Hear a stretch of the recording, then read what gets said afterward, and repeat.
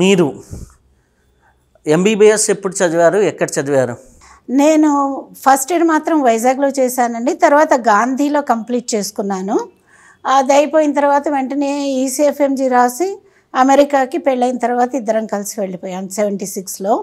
అప్పటి నుంచి అక్కడే ఉంటున్నాం మేము.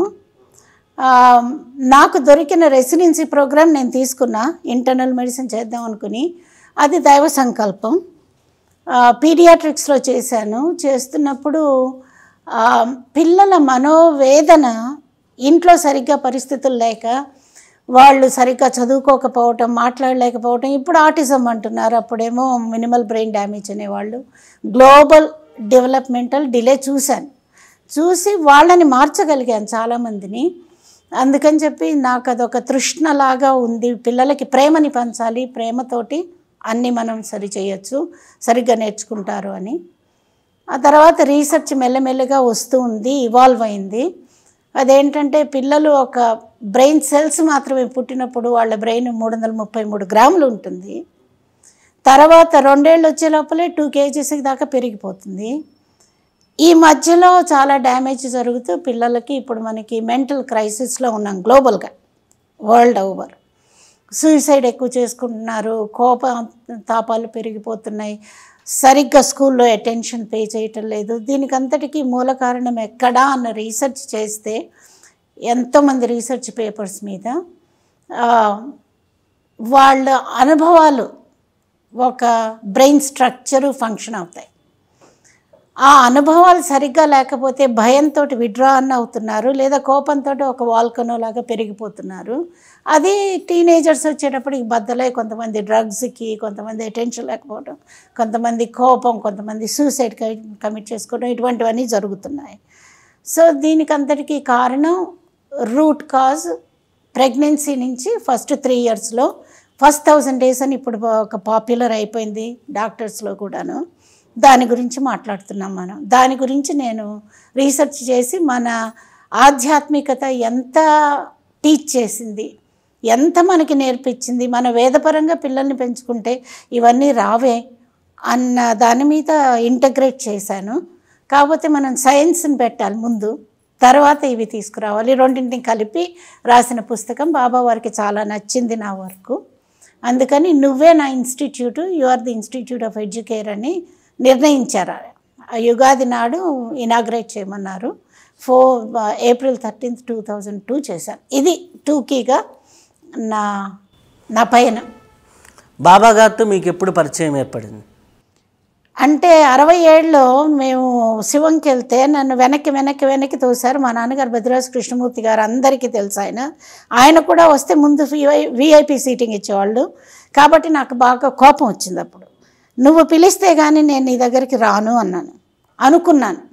ఆయన చెప్పిన ఆత్మారామాయణం ఎంతో నచ్చింది. 16 ఏళ్ల వయసు నాకు అప్పుడు. తర్వాత 88లో ఆయన పిలిపించారు మమ్మల్ని. అంటే అనిల్ కుమార్ గారు మీకు తెలిసేమో, కామరాజు వాళ్ళ పెద్దమ్మాయి పెళ్ళప్పుడు ఆయన మా వారికి బావగారు అవుతారు. విజయ్ గారు నాకు ఆడపడుచు. అయితే ఆ పెళ్ళికి అందరినీ తీసుకురా అన్నారు, మేము కూడాను. అప్పుడు స్పెషల్ ఇంటర్వ్యూస్ ఇచ్చారు నాకు స్వామి. అయితే నేను మహావిష్ణు భక్తురాల్ని. విష్ణు సహస్రనామం, లక్ష్మీ అష్టోత్తరం తప్పించి నాకు ఇంకేం తెలియదు. ప్రజాసేవ, అందరికీ హెల్ప్ చేయాలనే యాటిట్యూడ్ తప్పించి ఈర్ష్య, ద్వేషం, అసూయలు ఎప్పుడు ఉండేవి కాదు. అయితే పెళ్ళైపోయిన తర్వాత రోజు మేము జట్లాగ్లో ఉన్నాం, నిద్రపోతుంటే వాళ్ళు పడుకున్నారు, వాళ్ళని కూడా పిలిపించండి అని బాబాగారు కబురు పంపించారు. అయితే నేను మామూలు ఒక 150 రూపాయల కాటన్ చీర కట్టుకున్నాను. ఇంకా హడావుడిగా పరిగెత్తాం, పిలుస్తున్నారు కదా అని. పరిగెత్తితే అందరికి కోపం వచ్చింది. ఏంటి పెద్ద స్టేట్ ప్రెసిడెంట్ రిలేటివ్వి, డాక్టర్వి, ఇటువంటి చీర కట్టుకొచ్చావంటే నేను చెప్పా, God is simple, we are not simple. So నేను వదిలేసా. సడన్గా అక్కడ మేఘం ఏర్పడ్డది. ఇటువంటి మిరకల్స్ జరుగుతాయి. మేఘం ఏర్పడ్డది, కుండపోత వర్షం కురిసింది, ఎర్రమట్టి నేల. అందరూ 5,000 రూపాయల చీరలు కట్టుకున్న వాళ్ళు బాధపడుతుంటే నేను హాయిగా కింద కూర్చున్నాను. ఆ రోజు వచ్చిన అనుభవాల్లో నాకే ఆయన నా శ్రీ మహావిష్ణువు, నా విష్ణు జిష్ణు ప్రభ విష్ణు అని నేను చదువుకునే విష్ణు సహస్ర రూప నామధారి నా కృష్ణుడు అని తెలిసింది, ఈ కృష్ణులాగా. సో అలాగా వచ్చాము. 99లో 1990లో అంతమంది విఐపీస్ ఉన్నా మళ్ళీ నేను అన్న నడయాడి శ్రీనివాసుడు అని తెలుసుకున్నాను. అక్కడికే పోతాను, వైకుంఠ ఏకాదశికి అక్కడికి పోనని. మా నాన్నగారు అప్పుడు వైస్ ఛాన్సలర్ భద్రాజు కృష్ణమూర్తి గారు హైదరాబాద్ యూనివర్సిటీకి. మా అమ్మగారు అన్నారు, నీకు మంచి దర్శనం లభిస్తుంది, పో అక్కడికి పోనంటే నా నడయాడి శ్రీనివాసుడి దగ్గర పోతానన్నాను. అందరూ ఎక్కిరిచ్చారు, అంత విఐపీస్ ఉంటారు నీకేమి ఇస్తారని. కానీ ఆ రోజు నేరుగా నా దగ్గరికి వచ్చి మాకందరినీ ఇంటర్వ్యూకి పిలిచి నా హృదయమే నీదమ్మా అన్నారు. 9 ఏళ్ళ తర్వాత మాట్లాడలేదు. ఇంకా తర్వాత 15 ఇంటర్వ్యూలు, అనుభవాలు, నన్ను గైడ్ చేయటం ఈ కరికులం మీద జరిగాయి. ప్రేమతత్వం వారిది, నాకు అది నచ్చింది. ఎందుకంటే ఎప్పుడు అనుకునేదాన్ని యశోదాకృష్ణుల ప్రేమ లోకానికే వెలుగు కావాలి. ఈ ప్రేమతోటి పిల్లల్ని పెంచితే మనం ఇవన్నీ చూడం కదా. అది నా వైద్య అనుభవం. ప్రేమ ఎక్కడైతే నేను నేర్పించగలిగానో అక్కడ అందరూ బాగుపడుతున్నారు. వీళ్ళకి మెంటల్ ఇల్నెస్ కానీ, ఆ తర్వాత వీడియోల మీద ఆధారపడటం కానీ ఇదంతా లేదు. ఇప్పుడు ఎలక్ట్రానిక్స్ ఓవర్ యూజ్ చేయటం వలన 6 నెలల పిల్లలకి 9 నెలల పిల్లలకి ఇవ్వటం వలన ఆటిజం పెరిగిపోయింది. ఎందుకంటే ఒక అనుభవం పిల్లలకి ఎలా ఉండాలంటే ఆ ప్రేమ, ఆ స్ఫూర్తి, ఆ సెక్యూరిటీ, ఆ ట్రస్ట్, తల్లి పట్టుకోవటంలో, తల్లి చూడటంలో, కళ్ళల్లో తన ప్రేమ, లిప్స్ మూమెంట్ చూసి వాళ్ళు చాలా నేర్చుకుంటారు. ఆ ఆప్యాయత ఇవ్వలేకుండా మనం ఒక ఐప్యాడ్ పడేస్తే, వాళ్ళకి ఫోన్ ఇస్తే ఏడుస్తున్నారు కదా అని వాళ్ళకి సెల్స్ కనెక్ట్ అయిపోతాయి, కానీ వాటికి ఇక్కడ ఆజ్ఞాచక్రం మీద కనెక్ట్ అయితే కానీ అది పని చేయదు. కాబట్టి వాళ్ళు సెన్సెస్ని విత్డ్రా చేసుకుంటారు. ప్రేమ అన్నది దొరకకపోతే సెన్సెస్ విత్డ్రా చేసుకుంటారు. జెంటల్గా మనం వాళ్ళతోటి మ్యూజికల్గా, పేరెంటీస్ అంటారు దీన్ని, మాట్లాడకపోతే వాళ్ళు విత్డ్రా అయిపోతారు. కాకపోతే భాష ఎలా వస్తుంది పుట్టిన పిల్లవాడికి? ఏదో కాగ్గా గుగ్గు అంటారు. యూనివర్సల్ లాంగ్వేజ్ వాళ్ళందరికీ, ప్రతి వాడికి. అరేబిక్ వాడికి అక్కుం అనేదాన్ని వాళ్ళు హా అన్న వంక చూసి నవ్వేవాళ్ళు. ఇలా ఆలోచించి రీసెర్చ్ చేస్తే పెట్రిషియా కూల్ అనేవాడు చాలా పెద్ద రీసెర్చ్ చేశారు. సైంటిఫిక్ ఎవిడెన్స్ ఉంది. థౌజండ్స్ ఆఫ్ పేపర్స్ చదువుంటాను నేను ఈ పుస్తకాలు రాయకముందు. అయితమ్మా, మీరు బాబా గారి దగ్గర నుంచి చిన్నపిల్లల పెంపకం వరకు టూకీగా చెప్పుకుంటూ వచ్చారు. అయితే అసలుకి అంటే ఇండివిజువల్గా తీసుకుంటే ఒక ప్రెగ్నెంట్ లేడీ, ప్రెగ్నెంట్ అయిన ఫస్ట్ మంత్ ఆర్ సెకండ్ మంత్కి వాళ్ళకి తెలిసినప్పటి నుంచి అప్పటి నుంచి డెలివరీ వరకు ఎలా ఉండాలి ప్రెగ్నెంట్ లేడీ? అంటే మంచి హర్రర్ మూవీస్ చూస్తూ ఉండాలా, లేకపోతే భాగవతం లాంటివి చదువుకుంటూ ఉండాలా?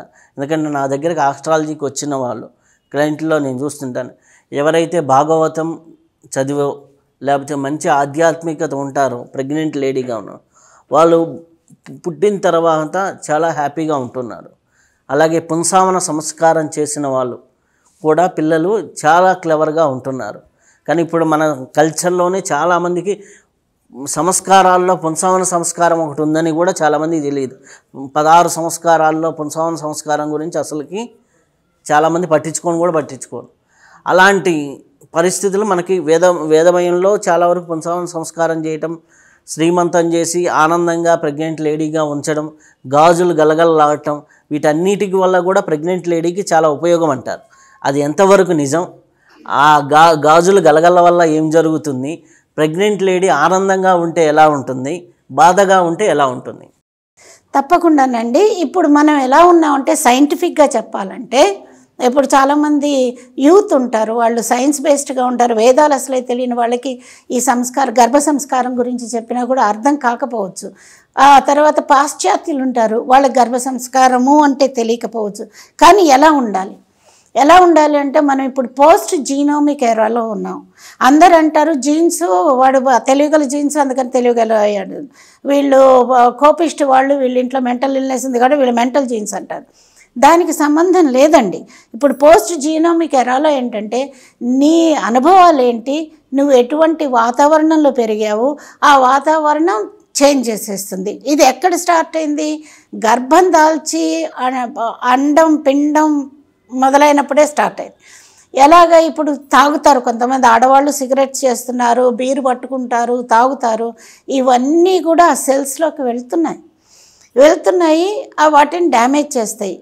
కానీ పుట్టిన తర్వాత మనం సరైన పద్ధతిలో పెంచితే, మన వాతావరణం ప్రేమమయంగా ఉండి పిల్లలకి తోటి కమ్యూనికేషన్ తోటి, టచ్ తోటి, మ్యూజిక్ తోటి ఉంటే అది మనం కూడా ఆ జీన్స్ ఎక్స్ప్రెస్ అవ్వవు, టర్న్ ఆన్ అవ్వవు అనమాట. సో ఆ ఎరాలో మనం ఉన్నాం.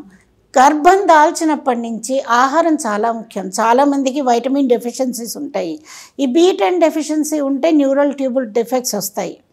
అలాగే వాళ్ళు సంతోషంగా లేకపోతే స్ట్రెస్ హార్మోన్స్ ఉంటాయి, కార్టిజోల్ అని, ఎపినెఫ్రిన్ అని. అది బ్రెయిన్ని గ్రామ్ పర్ గ్రామ్ బర్న్ చేస్తుంది. ఇప్పుడు ఫైర్ ఎలా బర్న్ చేస్తుందో అది అలా బర్న్ చేస్తుంది. అక్కడే మొదలవుతుంది అన్నమాట ఒక బ్యాడ్ నెట్వర్క్. కాబట్టి మన అత్త కోడల ఇవి ఉంటాయి, పోట్లాడుకోవటాలు ఉంటాయి.